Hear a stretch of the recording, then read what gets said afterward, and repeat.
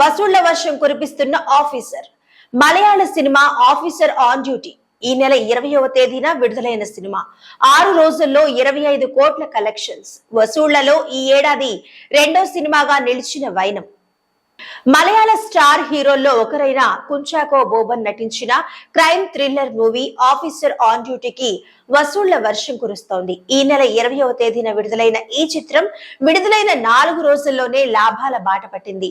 6 రోజుల్లోనే 25 కోట్ల కలెక్షన్లను చేసి ఈ ఏడాది అతిపెద్ద గ్రాసం చిత్రాల్లో రెండవదిగా నిలిచింది. ఈ సినిమాను కేవలం 12 కోట్ల రూపాయల బడ్జెట్ తో నిర్మించారు. రోజు రోజుకు ఈ సినిమా వసూళ్లు పెరుగుతున్నాయని చెబుతారు. ఈ చిత్రాన్ని కొత్త దర్శకుడు జీతు అష్రఫ్ తెరకెక్కించారు. ప్రియమణి ఇందులో కీలక పాత్ర పోషించారు. ఏడాది నుంచి హిట్ కోసం ఎదురు చూస్తున్న హీరో కుంచాకో బోబన్ ఈ చిత్రంతో మళ్లీ ఫామ్ అందుకున్నట్లు కనిపిస్తుంది.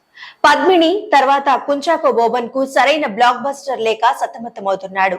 వచ్చే నెల వరకు ఈ సినిమాకు పోటీగా పెద్ద హీరోల సినిమాలు లేకపోవడంతో వసూళ్లు మరింత పెరిగే అవకాశాలు కనిపిస్తున్నాయి.